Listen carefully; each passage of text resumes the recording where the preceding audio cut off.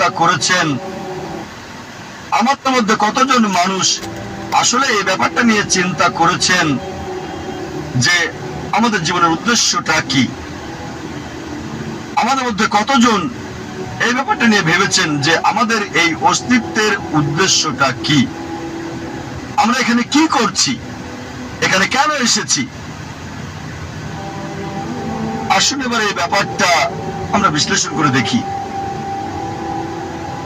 আমি এখানে দর্শকদের অনুরোধ করব, আপনাদের মধ্যে কেউ যদি কখনো এটা চিন্তা করে থাকেন যে আপনার জীবনের উদ্দেশ্যটা কি, তাহলে দয়া করে হাত তোলেন।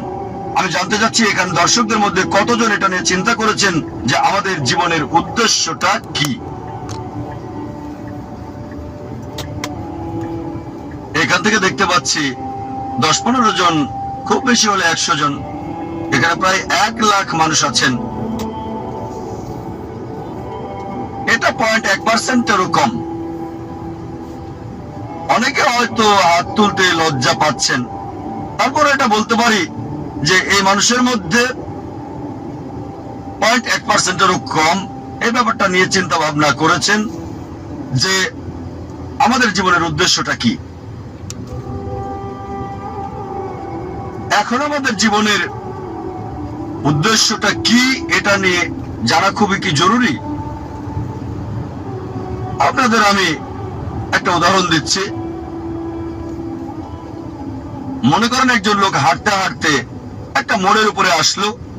তখন সে আরেকজনকে জিজ্ঞেস করলো, এই রাস্তাটা কোন দিকে গেছে ভাই? সেই পথিক বলল, আপনি কোথায় যেতে চান? লোকটা বলল, যে কোনো জায়গায়। তখন পথিক বলবে, যে কোনো পথে চলে যান, কোনো সমস্যা হবে না। এখানে এই লোকটার কোনো উদ্দেশ্য নেই। লোকটা যেসব কাজ করে তার সেই কাজগুলো কোনো পার্থক্য সৃষ্টি করে না, কারণ সে কোনো গন্তব্যে যায় না। আমাদের মধ্যে অনেকেই ঠিক এভাবেই জীবনযাপন করছেন। আপনাদের আরেকটা উদাহরণ দিচ্ছি। মনে করেন একজন বিল্ডার একটা বিল্ডিং বানাতে শুরু করলো। বিল্ডিং এর ভিত্তি বানানোর জন্য সে মাটিতে বড় একটা গর্ত তৈরি করলো। তাকে প্রশ্ন করা হলো, আপনাদের বিল্ডিংটা কত তলা পর্যন্ত হবে? সে বলল, আমি জানি না। বিল্ডিংটা কত স্কয়ার ফিট জুড়ে বানানো হচ্ছে? সে বলবে, চিন্তাই করিনি। সেই বিল্ডারের কোনো উদ্দেশ্যই নেই।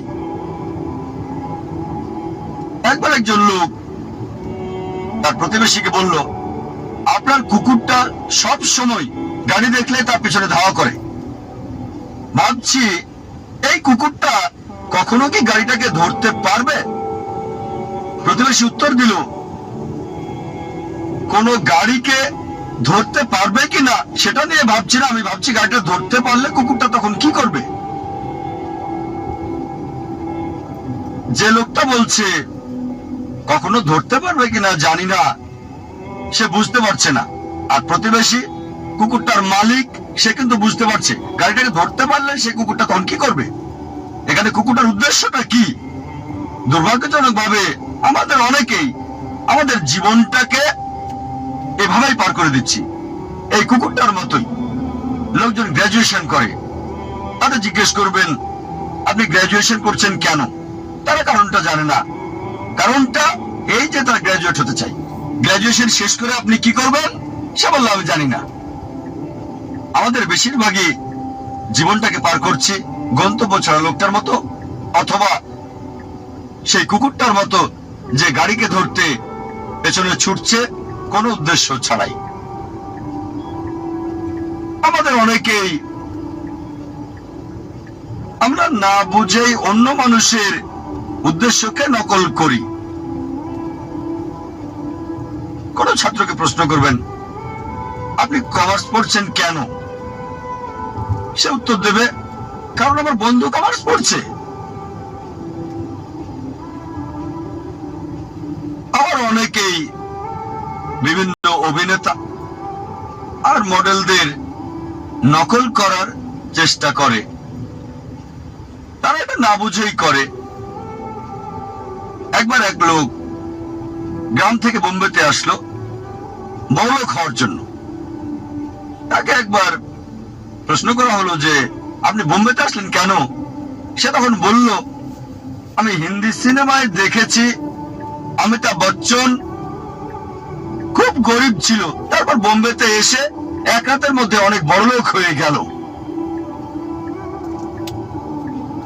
এজন্য আপনারা প্রায় দেখবেন বোম্বের আশেপাশের এলাকা থেকে লোকজন বোম্বেতে চলে আসে যাতে সে এক রাতে ধনী হয়ে যেতে পারে। এই কারণে আমরা দেখতে পাই বোম্বেতে বস্তির সংখ্যা বেড়েই যাচ্ছে। অনেক সময় আপনারা দেখবেন যে অভিনেতা আর মডেলরা ব্র্যান্ড অ্যাম্বাসেডর হয়, বিভিন্ন পণ্যের মার্কেটিংও করে। একজন একটা নতুন গাড়ি কিনলো, হুন্ডাই i10। তাকে প্রশ্ন করা হলো, আপনি এই গাড়িটা পছন্দ করলেন কেন? Hyundai i10। সে বলল, আমার প্রিয় অভিনেতা শাহরুখ খান, তার একটা হুন্ডাই i10 আছে। আমি জানি না যে শাহরুখ খান ওই অ্যাড ছাড়া আর কখনো হুন্ডাই i10-এ বসেছেন কিনা।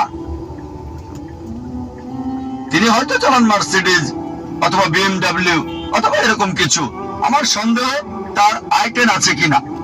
শাহরুখ খান মডেল হয়েছেন ঘড়ির, ট্যাগ হিওর ঘড়ির, তিনি ব্র্যান্ড অ্যাম্বাসেডর এই বিখ্যাত ট্যাগ হিওর ঘড়ির। আর আমরা দেখি যে অনেক ভক্তই তার এই ঘড়ি কিনে থাকে। এখন শাহরুখ খানের অভিনয়ের সাথে এই ট্যাগ হিওরের সম্পর্কটা কি? এই ট্যাগ হিওর ঘড়িটা কি তার অভিনয়ের ক্ষেত্রে কোনো সাহায্য করে যাচ্ছে? আমার তো মনে হয় শাহরুখ খান বিখ্যাত হওয়ার পরে এই ট্যাগ হিওর ঘড়ি পরেছেন। এরকম বিভিন্ন উপায়ে মিডিয়ায় পণ্যের মার্কেটিং করা হয়, আর দুর্ভাগ্যজনক ভাবে আমরা অন্য মানুষকে নকল করার চেষ্টা করি, বেশিরভাগ সময় কিছু না বুঝেই।